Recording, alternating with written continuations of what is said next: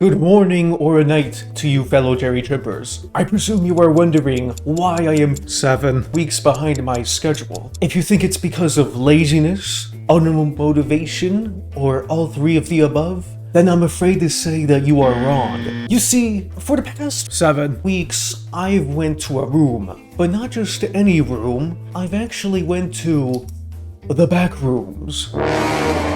Now, for those unfamiliar with what the Backrooms are, it is a multi-level experience. Think of it as the historic legend Mario, but except there are no final levels, it just goes on infinitely long.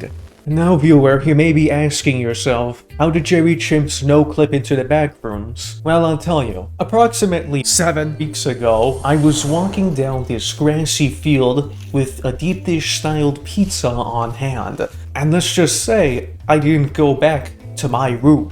I'm Jerry Chimps, and today, I'm gonna teach you how to escape the Chicago rooms.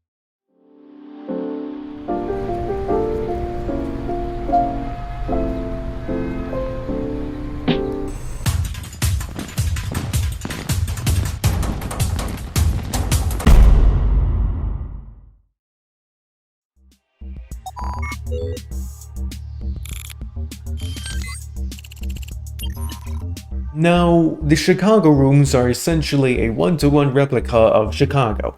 Same exact construction noise, same exact really tall buildings, and same exact giant reflective metal bean. I must also add that you may hear noises in the Chicago rooms, as if you were actually from Chicago. Be warned though, when you're in the Chicago rooms, no one is there. What this means is that if you hear people talking, walking around, or cars honking, then those sounds aren't coming from anywhere.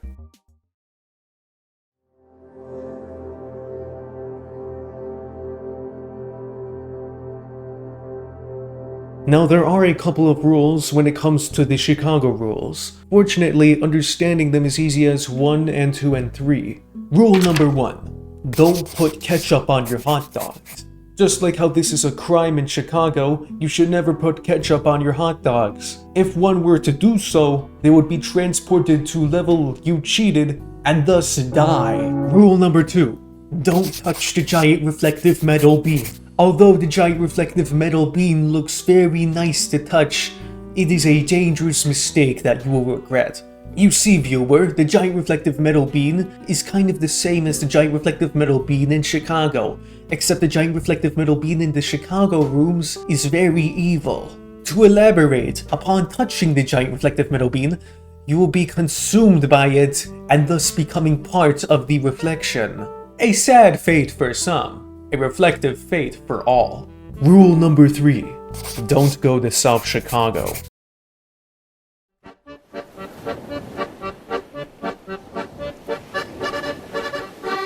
You may remember from the past how I have mentioned there are entities in the Chicago rooms. This is true. In fact, I would like to highlight the 3 most important entities in the Chicago rooms. Case number 1. The biker. Although it just looks like an ordinary bike, it appears an invisible entity uses the bike. Although these entities aren't inherently bad, they will throw a silent passive-aggressive comment at you if you do pass them. I'm biking here. Entity number 2, the sewer rat. It bites. The sewer rat usually comes in the lower parts of the Chicago rooms. You should always avoid it at all costs, despite its cute and nice nature. If spotted, you will be consumed by the rats, and thus becoming nothing but bone and bone. Stay away from these folks if I were you. Now, unfortunately for our third entity, we have no idea what exactly it is. But don't fret, because I have found a VHS tape in the midst of me being in the Chicago rooms. Come take a listen.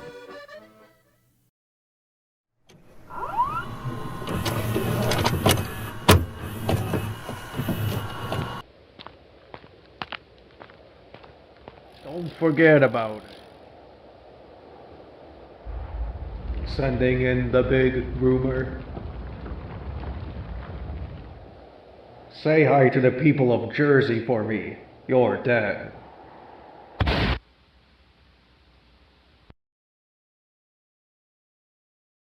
If you still made it this far into the video, you are now officially Chicago Rooms certified. You know all the tips and tricks and knacks about the Chicago Rooms, and thus you are ready to traverse within it. If you want to see me go into more rooms, such as the Birmingham rooms, make sure to smack that like button in the comment section below. I'll see you all in 6 months, perhaps 7. Thank you guys for watching my newest video. Please make sure to like, comment, and subscribe. Also, we have apples instead of candy for tonight.